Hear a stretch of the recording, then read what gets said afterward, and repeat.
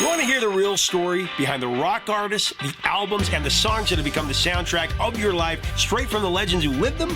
I'm Adam Reeder, the Professor of Rock, and on the Professor of Rock podcast, we go deep into the heart of the music that defines us and our greatest memories. Exclusive interviews, behind-the-scenes moments, and the untold truths of rock's greatest hits, told by the artists themselves, stories you won't find anywhere else. If music moves you, this is your backstage pass. Subscribe now to the Professor of Rock podcast. Welcome to Talk Cosmos, the show where Sue Minahan and her panel of guests bring you insightful conversations to awaken consciousness for soul growth. Come journey with us through astrology's energetic cycles and get ready to understand your path in the cosmic roots of the stars.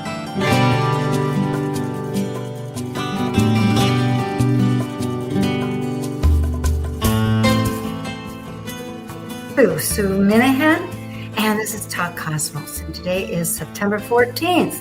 It's the eclipse season, right smack dab between the lights going out. First the lunar with the moon, and then coming up with the solar.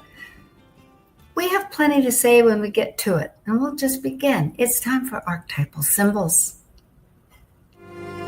Synthesizing the new moon consciousness through archetypal Sabian symbols, numerology, lunar mansions, tarot, and astrology, all together illuminating a new moon vision story. This is your Archetypal Symbols panel. I'm Sue Minahan, founder of Talk Cosmos since 2018. I'm an evolutionary astrologer, consultant, speaker, writer, vibrational astrology student, Dwarf Planet University graduate, Kepler Astrology Toastmasters Club charter member. I have a fine arts music degree plus a certificate in jazz. I'm an artist, musician, and certified color energy life coach. Especially, I love mythology and esoteric philosophies.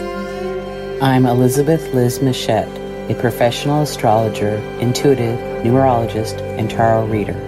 I'm a certified sacred healing counselor, providing nurturing, in-depth consultations for individuals and couples. I'm an author, blogger, speaker, and international Reiki master and teacher. I create safe space in which to explore the deeper patterns of your life, to clarify your current circumstances and help you find your best path forward. And I'm Justin Crocodelsey, an archetypal Jyotish astrologer, yoga and meditation teacher, and author. I combine both Western ancient astrology and modern psychological astrology with Eastern Vedic astrology, and I specialize in predictive, electoral, and karmic astrology for individuals and couples. I also do in-depth astrological research into arcane astrological concepts, focusing on the mystical, occult side of astrology. Eleanor Roosevelt once said, "Yesterday is history, tomorrow is a mystery, and today is a gift." And that's why it's called the present. Well, yes, it is. And we are unmasking reality. Sort of a little bit like undoing the present. Yeah, maybe? Absolutely. Exactly. It's great to be here today with you, both of you. Yes, Yeah. absolutely. Once again, and especially on such a auspicious event, a 29-degree Virgo solar eclipse following, as we shall see right here, yes, the 0 degrees new moon just last month. So unusual to have from the very alpha to omega, right? The beginning to the end of the whole 30 degrees of the zodiac.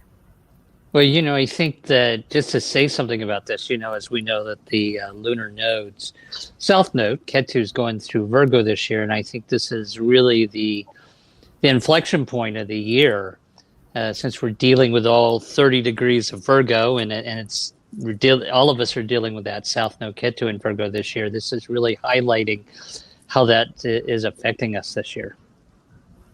I absolutely agree. And it's ruled by Mercury, which is such a dualistic sign on many capacities. As a messenger between the spirit and the underground, or the mortality and immortality. It's just many facets.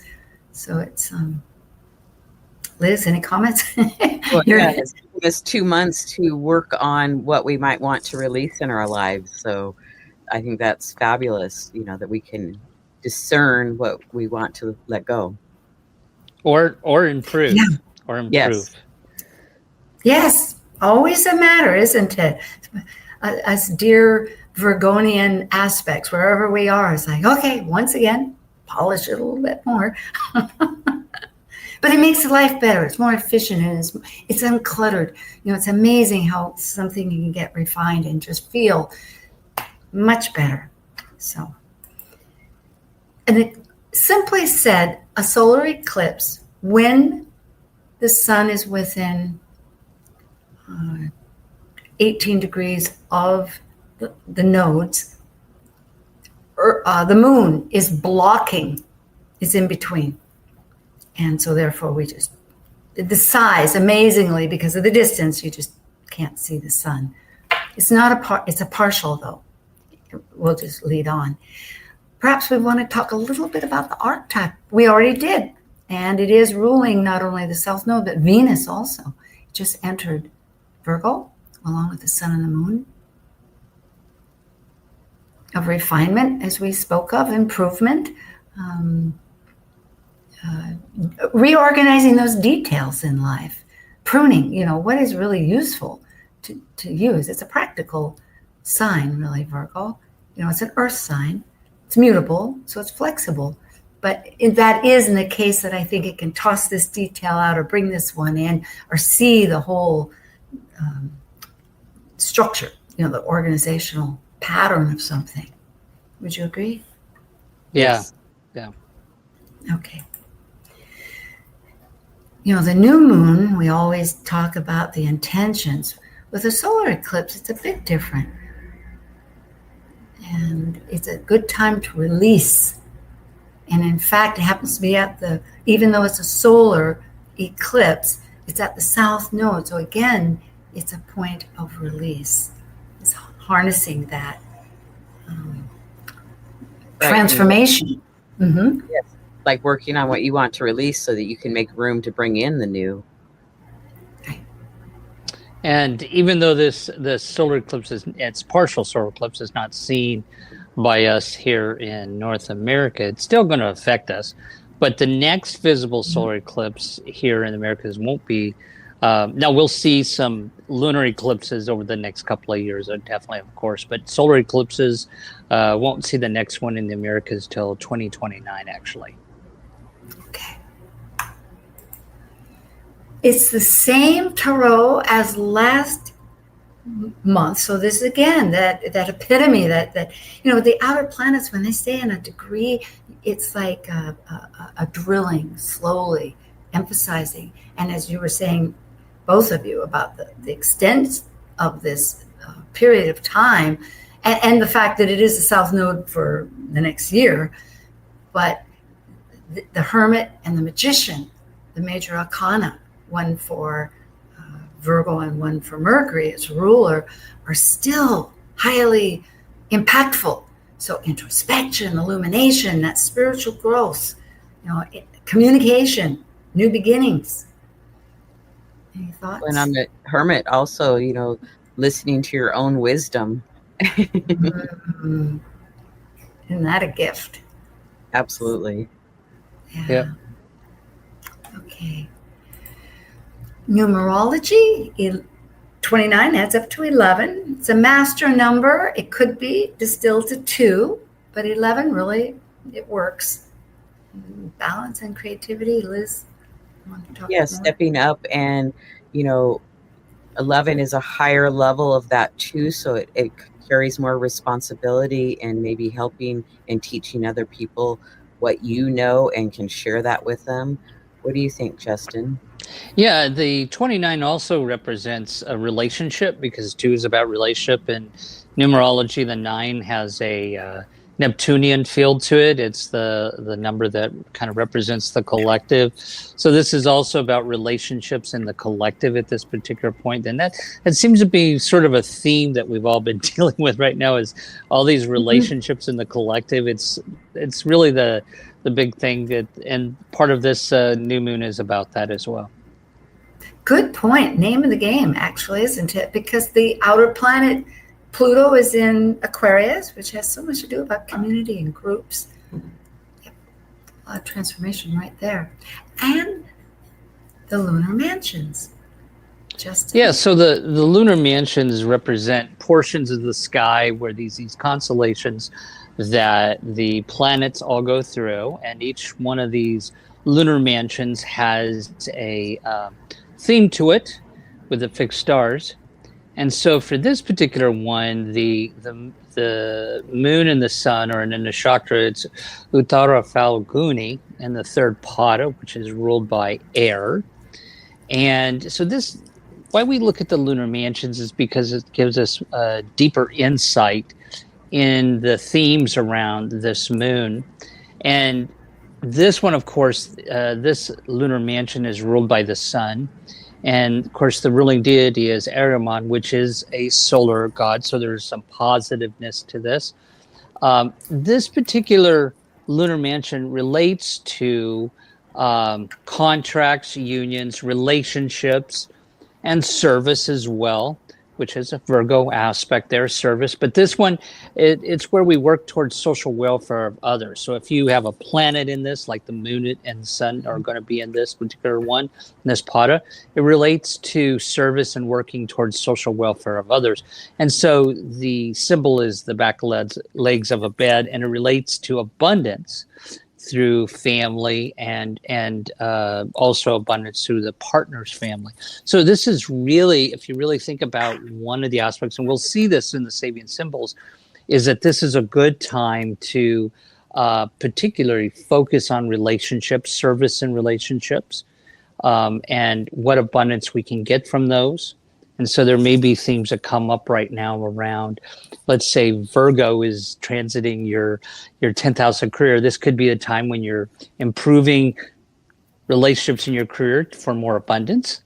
Or if it's in your 7th house of relationship or your 4th house, there is this concept, the Virgo concept of improving and relationships and abundance from those. So just food for thought.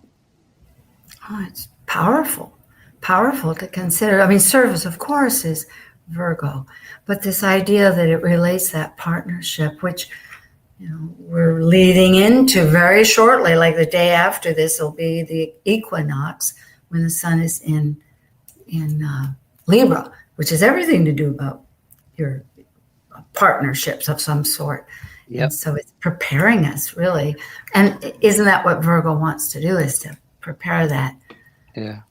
So it's a good time to actually look at contracts or, our relationships, because this is the star of patronage. So this could be a great time to start, new contracts or new relationships, or, to look at changes within a relationship of some sort relationship. Well, thank you. Thank you very much. Once again, these Sabian symbols, these imagery, mystical set of every degree channeled in 1925, and we're with medium Elsie Wheeler, and we do 3 of them: the past, present, and current.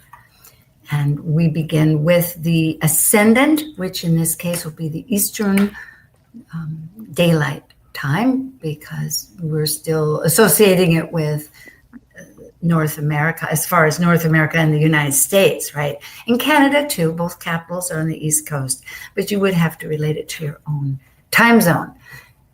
However, it will be in Capricorn, and it's in the third, I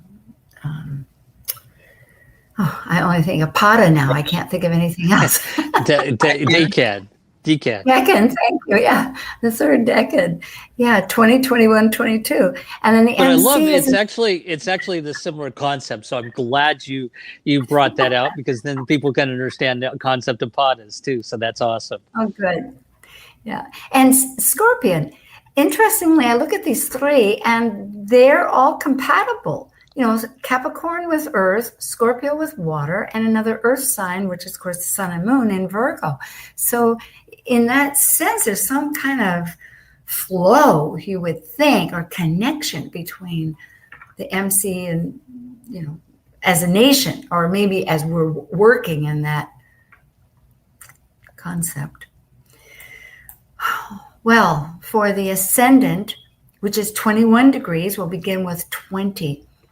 And I'll just read what the Sabian is and give maybe a brief bit other parts of it. People can read this, and then we'll integrate it after that. And then before we go on to the ascendant. But it is, at Capricorn 20 is a hidden choir singing during a religious service. So this is really an idea that there's a transcendence and you're working with a group, but that you have that you're the being. Anyway, go ahead, Liz. What's the next one? Okay, the present is Capricorn 21, a relay race. So it's talking about competition with the group. And so there's like this huge interchange taking place. Justin? Yeah, and then what it's working towards, of course, for those on the show, the reason we look at the ascendant is just this is how we're moving forward into this new moon. And so we're looking here at Capricorn 22 degrees, and the concept here is by accepting defeat gracefully, a general reveals nobility of character.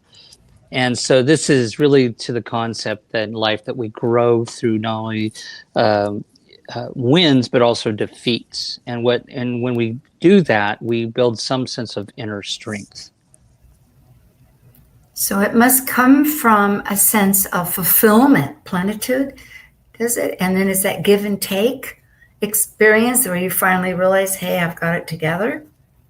Is that too crude, or is that? Well, no, I think if we looked at these three together, we see. First of all, the hidden choir is talking about the individual's creative function within a group. And then part of that is we have to have this dynamic interchange with others. Sometimes that's always not comfortable.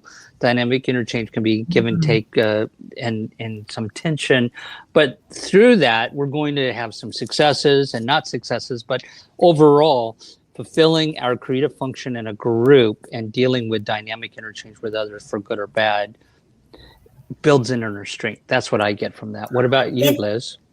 Yeah. I would agree. So absolutely, yes. Thank you, Liz. I agree too, because it makes sense that is how we gain inner strength. It is kind of a relay of give and take. You gain confidence and you build skill and etc. Thank you very much, Justin and Liz. So we're moving on to the MC. Liz, you want to start with the past? We'll kind of flip it around, you and me. Sure. Scorpio 13, an inventor performs a laboratory experience. So, finding what you can do with your experiment. It's like, is it a good experiment or maybe not such a good experience? So it's like, and then, that you relate the seemingly unrelated facts through what you've learned through testing something. Yeah. So the present, Scorpio 14, is a telephone lineman at work installing new connections. And this is really where you're working to channel that you need to communicate out so that other people can understand. And then the one we're moving towards, and then of course again for the folks, because we're looking at the MC as we move forward in the moon, is because it gives us a sense of what we're trying to accomplish from a higher perspective here. So the future archetypal symbol here is children playing around 5 mounds of sand. And so this kind of relates almost like I like to say early childhood development. We're talking about development of mind to a higher level of growth. So it represents future-oriented growth here.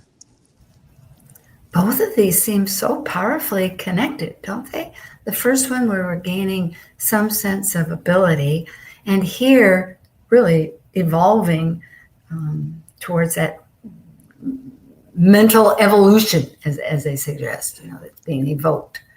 Yeah, I would agree, and I feel like when I was looking at these, I'm like they're all very mental, and there's themes here around learning to relate facts in life conceptually between things, and then of course the will to communicate to others, and then of course learning about imaginative play and develop of the mind. And so that, yeah, this all seems to be techniques to me, mental techniques towards how we can gain the most from this new moon.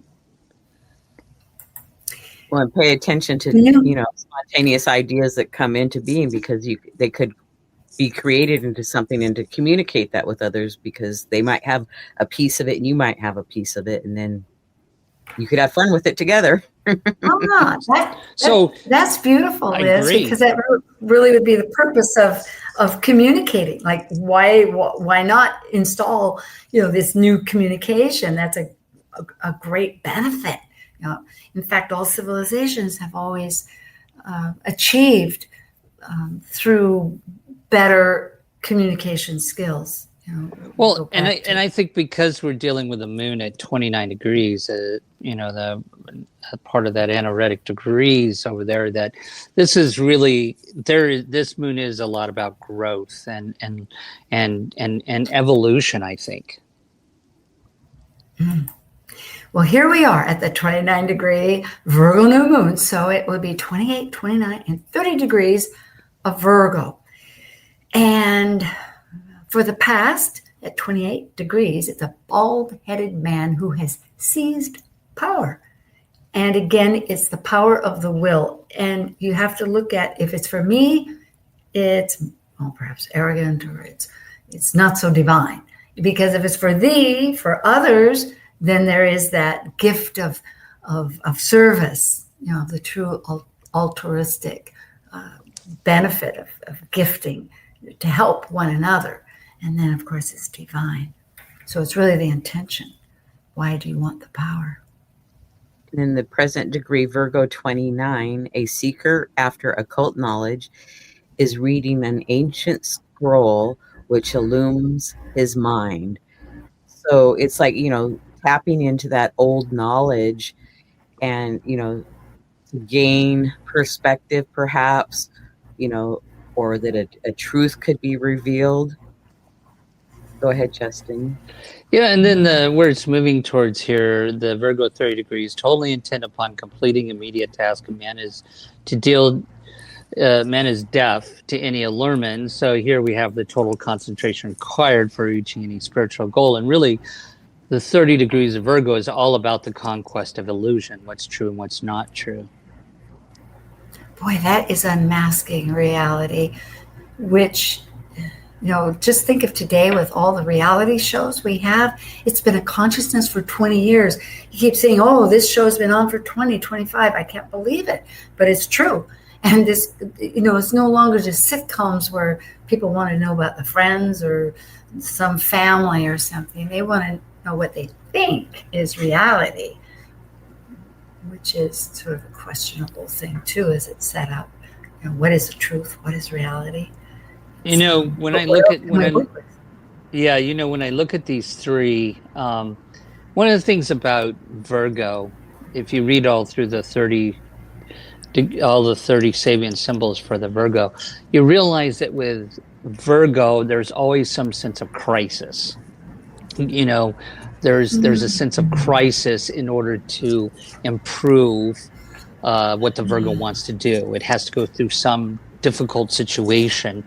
And I think here, that first one, which is really about the power of will. We're talking about personality strength here, and then the 29, as you go through this, and that's what happens. If we go through crisis in life, it's a character building or personality, the power of will. We develop our will through going through a crisis.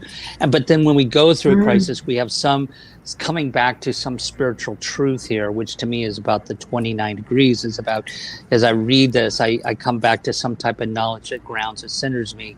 And then ultimately what I'm trying to do as a Virgo is trying to come to some level of what is true and what's not true, the conquest of illusion. And that's why I see the way these three interact. What do you all think, Liz? Sue? Well, I like that. And also discernment. I would put in discernment. I always put in discernment. Virgo all the time.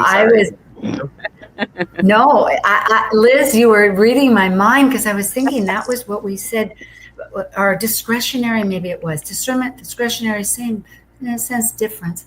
And that was last month was 0 degrees. It was the power of discernment. And I was thinking exactly because we've had a whole month of trying to use that empowerment of weeding out what is functioning, what is real, what is abstract, what is fiction, what is illusion. It's with the changing times, right? And because it's our own life is changing, we're reflecting, that gift back. So yes, strong discernment. Well, thank you, Justin, and thank you, Liz. We might be a minute or two ahead, but we'll make it up with the next one. So we'll sign off. We'll come right back and stay here. We have a lot more to talk about. All those astrological details. While we take a break from this week's edition of Talk Cosmos, let's take a look at this cycle's archetype. We are currently in the yin period of Virgo. By leaving a cycle based on the creative manifested legacy of our highest creative form, the energy of Virgo completes the last sign below the horizon of the self and requires discernment to perfect oneself through the mental process of critical analysis. As a mutable earth sign duly ruled by Mercury, Virgo refines, heals, or fixes through daily routines, developing skills and services to control nature's chaos and maximize efficiency. Talk Cosmos brings insightful conversations to awaken consciousness for the soul growth with hour-long programs.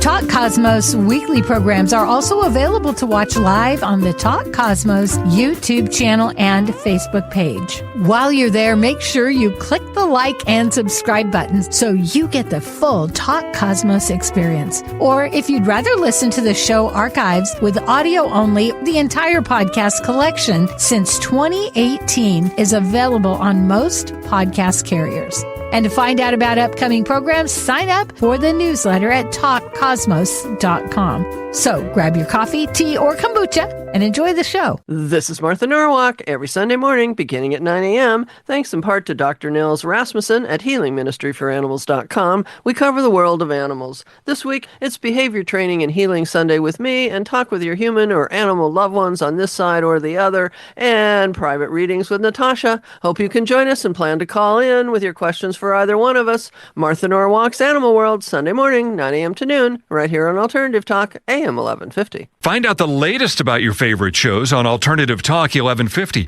Check out 1150kknw.com. Hi again. We Elizabeth Liz Machette, and you can find her at lightpath.com. She has a YouTube channel, also at Elizabeth Liz Machette.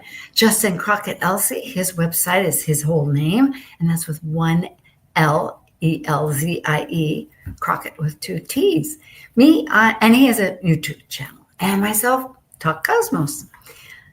A little bit about what's coming up for each one of us. Liz, go ahead, please. Yes, I have a YouTube channel, and we have the Astrology Star Sisters that have a number of shows, and Justin joins me for a few shows. So there's lots to see. There's you can go to the archives or you can sign up and watch live. Thank you. Mm-hmm. And Justin.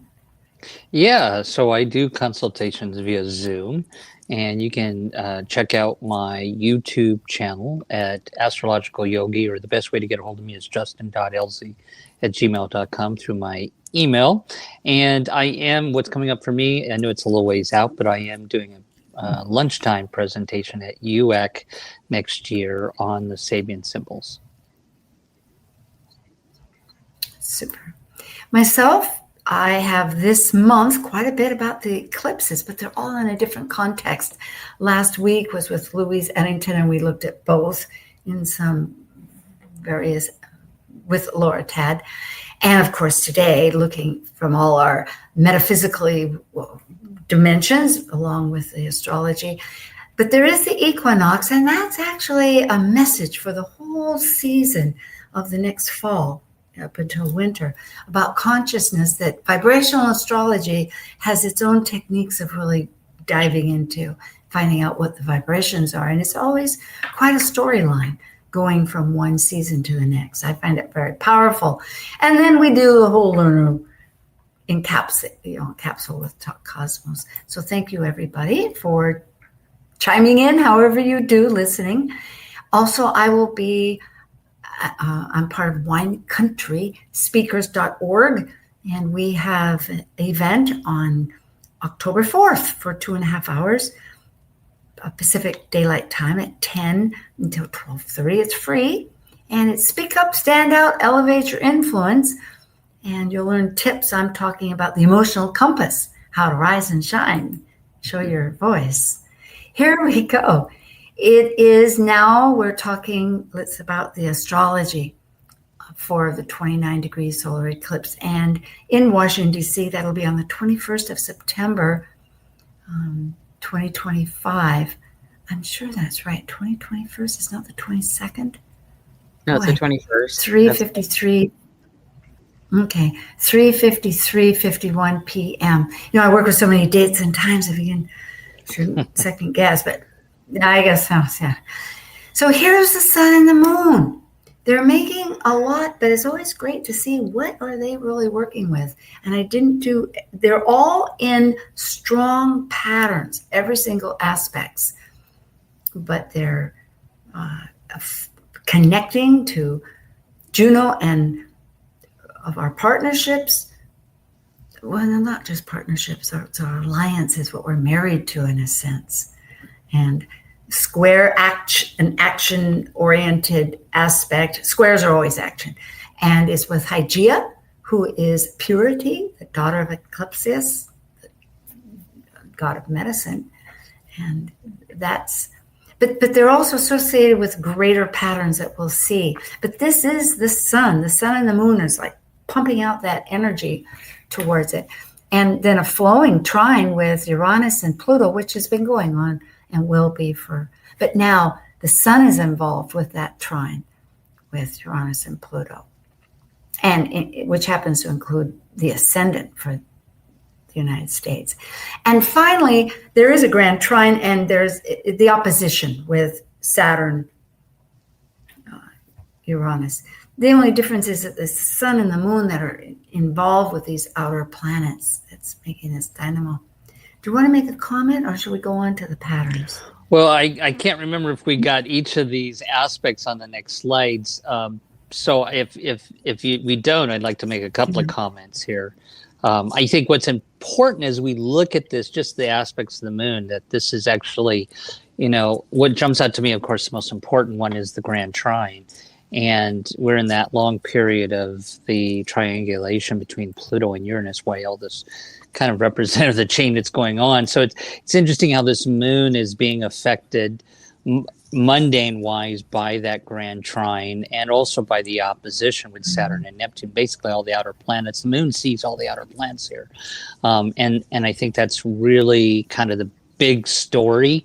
And the sextile to Juno, of course, and the square to Hygeia, to me, kind of represents sort of the emotions, or difficult emotions, that we're having to deal with in relationships, with Lilith being right next to Juno and Scorpio, and in Hygeia and Cancer, there's again, it brings out the issue of relationships and the collective. That seems to be the overriding thing there. I don't know, what do you all think? Well, I will just jump right back, Liz, before. It's just to say yes, in the sense that when the sun and the moon are involved, it's everything about our ego. It's that unity of ego and emotion. So it's a powerful light, making it current. It's really taking these outer energies that are working for a long time, like you say, with the mini grand trines, but centering it into us. Liz, go ahead. You had a thought? Because we are going to show these. Comment that moon is making a lot of aspects, so it's very active with the other planets, and we'll see that in the next slides, because I know you have all the aspect patterns coming up to show everybody. So okay. Well, true. And in this one, this is the T-squares, hard action, and it doesn't exactly involve, well, it could involve the sun and moon, but particularly with the apex between the oppositions happen to be Mercury and Venus, along with Pholus, which is a centaur of kind of endings. But right. And go then, ahead, folks. Yes.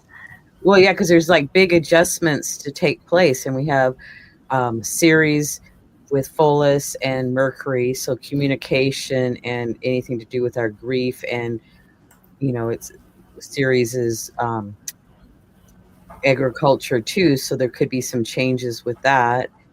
And then the other one is with Vesta, Venus, and Uranus, so we have these asteroids involved in all this adjustments. So Vesta is our communities, our town, our country, our state, can go on many different levels. Hearth, hearth, our flame, yes, that we consider that we want to keep living. But yeah, I think the square between Mercury and Hygeia is kind of important there, and of course it involves Pholus as well, which means just sudden events happening. And Mercury is our mind, and Virgo, it's analytical, and of course our heart and emotions are on Hygeia's sleeve there. So I mean, there's a really it's really showing that there's going to be some sudden changes in our thinking and our emotions within relationships. And I think that's something to pay attention to right now, is how we are emotionally reacting to everything in the collective. It's really calling us to be more discerning about everything that's happening, and to really step back and evaluate how we're reacting to everything in the collective right now emotionally. And we're supposed to be thinking about instead of reacting emotionally here to these things. Yeah, and and both of you, the idea that things are happening suddenly, because Pholus does represent that with the mythology, and then Uranus, of course, is unexpected. It's the moment happening. So yes, to be quite flexible, what were you thinking? More not detached, but just objective, trying to stand back, look at. I would say not apathetic. Not where you don't care, because we care, but it's really about, with Pholus representing sudden changes happening. It's asking us to engage Mercury, like Liz said, discernment earlier, and also Hygeia as to how the health of our emotions are. Are we getting dragged down the rabbit hole with just a tunnel vision, And so I think we need to step back and evaluate, but go forward smartly, like Mercury and Virgo. And maybe do a little bit of an investigation to make sure what you heard was really true. Right. Yes. Yeah, that's true. A yod is adjustments. It's where one planet. I think you just missed a slide. There's did I move up? Oh, yeah, there's if you go back, we did. I think I didn't do this one. It was there. You go. That I missed? Yes, we didn't do that one. Okay, well, we did this one. We didn't this one. This is the one. Yeah. Yes. The square. That's next. Wow, we have two big aspects when it comes to Mars square Pluto, which will be exact on the 24th. This is really pivotal. If you look back in time, I think with another show with Planet Buzz, Laura Tad found out it was 1653 since this exact square in a total Pisces eclipse. Of course, it's not a total Pisces eclipse. This is a, but with this same scenario, yes, is very unusual.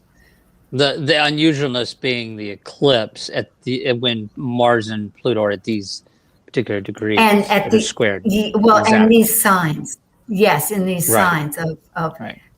Because also, in order to do that, they will be exact. Like right now, they're not square. But Mars will square Pluto. Early air, but it will be Scorpio. Right. Scorpio. Mars will square Pluto within the next year and a half too again. Yeah. So, but this one I think is really important because Mars is not comfortable in Libra. of course. And when Mars is in Libra, there brings a sense of victimization, unfairness. It's very sensitive. And I think it's, to me, be curious what you both think, but I mean, Pluto brings in a sense of things are outside our control in the collective. And so it's really how there's going to be people who are going to be acting like they want to fight, with Mars squaring Pluto, and things seem unfair. So I think this really, again, highlights the kind of what we're talking about on the prior slide, is how we're reacting and how we take, our effort and action, which is Mars, in relation to this tension with Pluto creating events that are outside our control. What do you all think? I like what you said, and I think we should go to the next slide. Okay. Well, I do always has good sense. I mean, which really we can feed off of. I love. And I'm thinking it does help again with the thinking prowess, because Mercury is ruling that Virgo business. Of course, it's not in Virgo right now, is it? Well, what's interesting, and we said this before, is that Mars and Pluto rule Scorpio. And of course, Mars will be going into it, although right now, Mars for this eclipse is in Libra. So it does. Okay, onward. Thank you. Sorry, a yod, finger of God, big adjustment. The focal point cannot get it together with those planets that are sextile. And we go over this quite a bit. You can study that for those that want. It happens to be Mars is the focal point, and it is in that yod with Uranus and the conjunct planets that will be conjunct in February on the 20th of next year, Saturn and Neptune, that are still pretty, well, they're drifting apart at this time, but they'll come back together. So and besides that, there's two more singular yods, but it means that our actions are just not able. I mean, there's many ways to interpret, so I'll just present one and you guys add up to whatever else. But how we're trying to act with balanced give and take from extremes, that's Libra, is having difficulty with the moments happening, the changes, which is Uranus, with what we might be seeing that's restricted and maybe illusionary. And if we were really of higher mind, would include the spirituality, but perhaps it's not. Maybe we're just in a bunch of escapism. So it's really tricky. Well, I would agree. And I think when we look at quincunxes, that can be an imbalance. And to your point there, I agree. I think that, again, this kind of goes back to this really kind of highlights the Mars squaring Pluto, of how we're reacting and taking action with Uranus, and which represents some sense of change. So, Mars Uranus aspects is about not taking risks or sudden actions without thinking first. And then, of course, as you said, that Saturn and Neptune, the collective, and some difficulties in collective. So I agree with what you said, Sue. Well, and I'm glad you pointed out about the square going to Pluto, because basically this is the two malefics and the outer planets that are often referred to malefics too. So this is kind of a challenging yod, I would say. Yep. Well, they do want, when you think of transformation, it's just not simple. It's just not always putting a different color on a piece of paper. It's when you think of a butterfly, its caterpillar has dissolved. It's transmuted into something different. And Mars, when it desires something, it's pretty like a horse, on a racetrack. It wants that thing. It's going to get it, or greyhound, or whatever it is. It's not thinking of how it's affecting something else necessarily. So it can have its challenges without even perhaps intending it. It doesn't matter. But besides that, there's these other quincunxes. We can't get our values together with how we're trying to transform. And it could be because Venus is in Virgo, trying to make it perfect, possibly, or gathering or figuring out what details, discerning. And meanwhile, it's got a tall order. It's got Pluto in Aquarius with huge groups networking. It's not just a simple affair.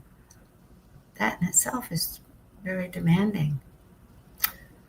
Okay, well, we can go on. Now we have kites and a mystic grand rectangle. I know you both have quite a bit to say. Liz, you always have something great to say about mystic triangles. Rectangles, rather.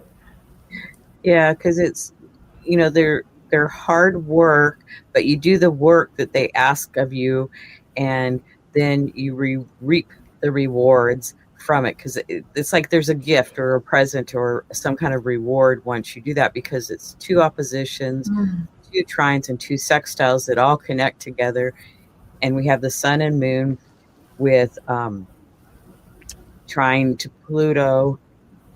Oh, no, that's the wrong one. I'm reading the wrong one. The sun and moon is sextile to Mercury, and then Junos Vesta is trine to Saturn, Neptune, sextile to Uranus, and then trine back to the moon and sun. And Mercury is pretty close there, too, so you could include that. So it's like we have a lot of extra planets involved in that instead of just 4 planets.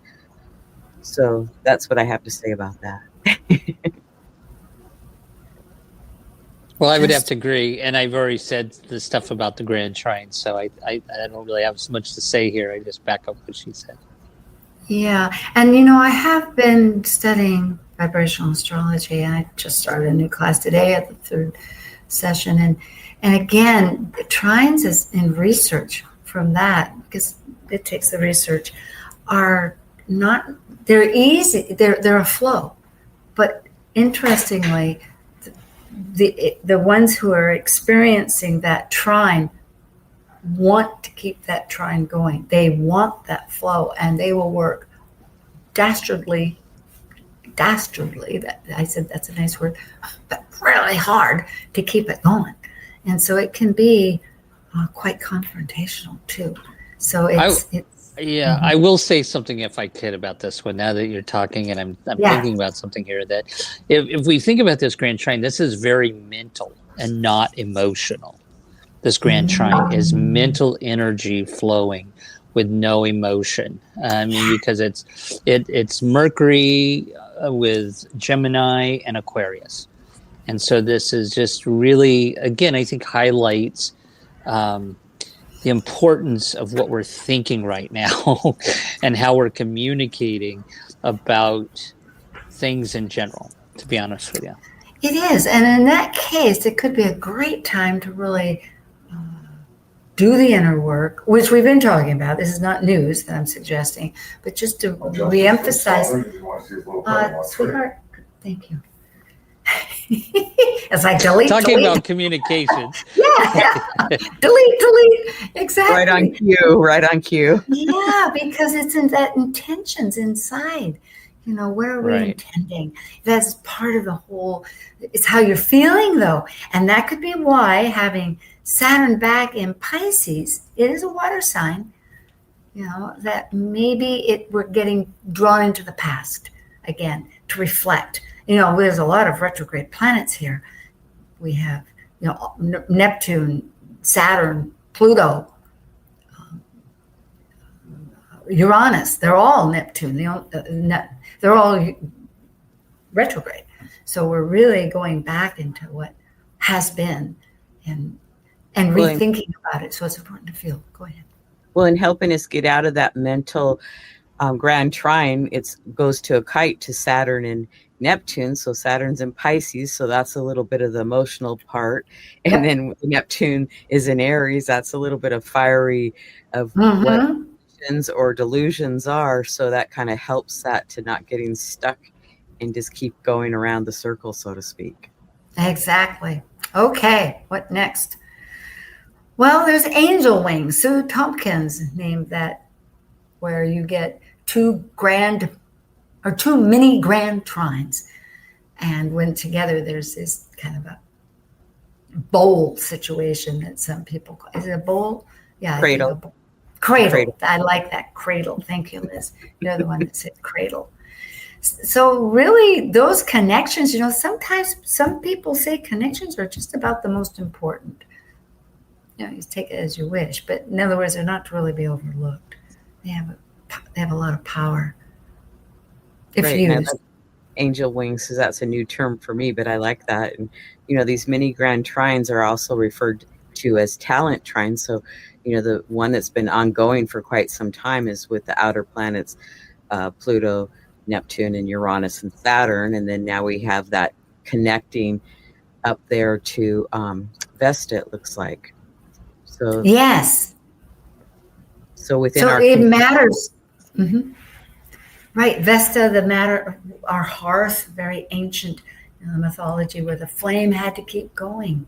And so I guess we all feel that. We feel our home, our cradle, our hearth. Used to be that people would put their image, their on the hearth. They would pray to what objects? They're like an altar, their home altar.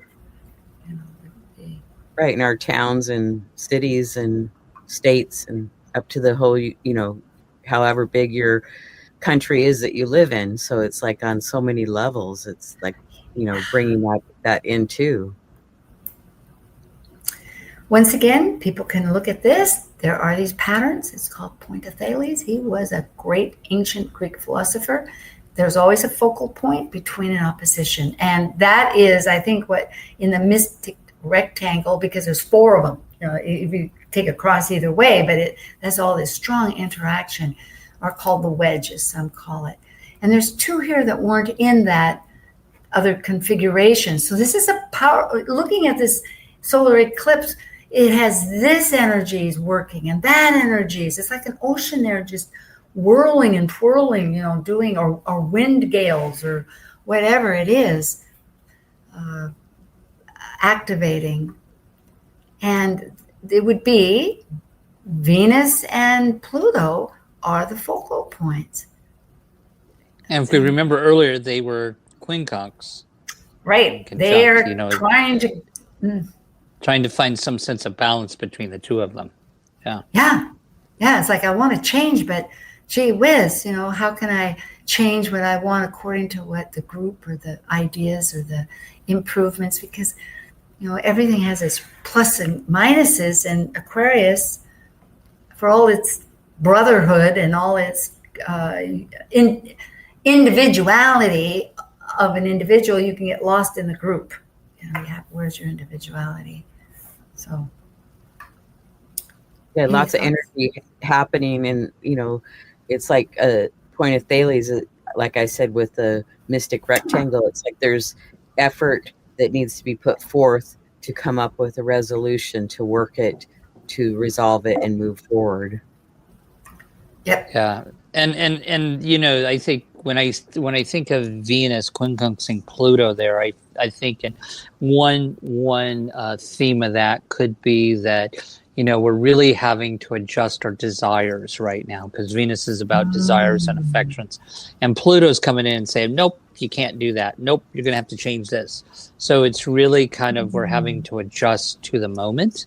I think we talked about this earlier. That was sort of in our conversation earlier about being meeting the moment or being present in the moment. I think Venus is, we're having to align our desires right now with and just adjust swiftly to what's possible, what's not possible.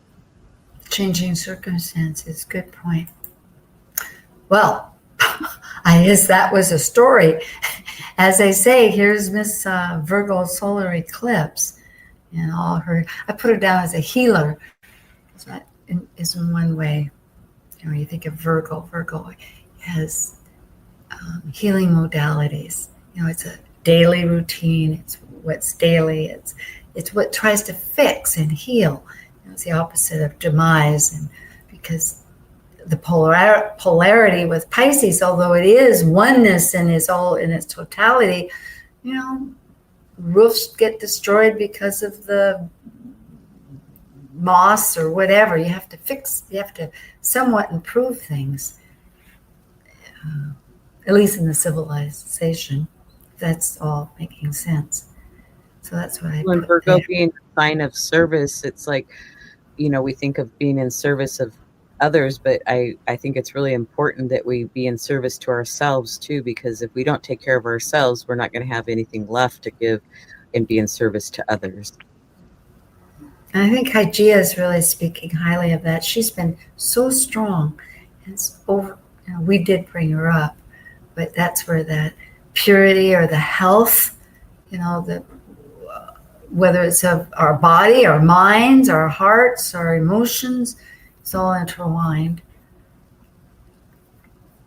And with so many planets retrograde to do a reevaluation process. Go ahead, Justin. No. Go ahead and finish. Go ahead and finish what you were going to say, Liz. Oh, I think I did. So, well, I would just say for folks that are watching this that it's important to kind of know where the solar eclipse in your chart and what house it's hitting in, because that's where you're going to see some shift in the cycle at this particular point this year. Yeah, we have a couple of minutes. We were a little bit off there for a moment. So I think, well, golly. It hasn't happened yet. We're right in between. And I guess it's a time to start discerning. What is it that we want to let go, to let in and move ahead so that we get through some clutter? There's always clutter in it. The Virgo can easily see that sometimes. I know I'm going to go through my storage unit, so I'm really hoping. Well, that's very Virgo-like. That's very Virgo-like. Yeah. You're really opening up. Yeah, that's what I'm thinking. Like somatic, if you can't, it'll work. So everybody, thank you. And thank you, Liz Machette. Thank you, Justin Elsie. And thank you, everyone. And great energies to you. Thank you for joining an insightful conversation on Talk Cosmos, the show where Sue Minahan and her panel of guests awaken consciousness by connecting soul growth patterns with astrology's energetic cycles. Be sure to tune in next week, same time, same place, to continue your journey through the roots of the cosmic pathway.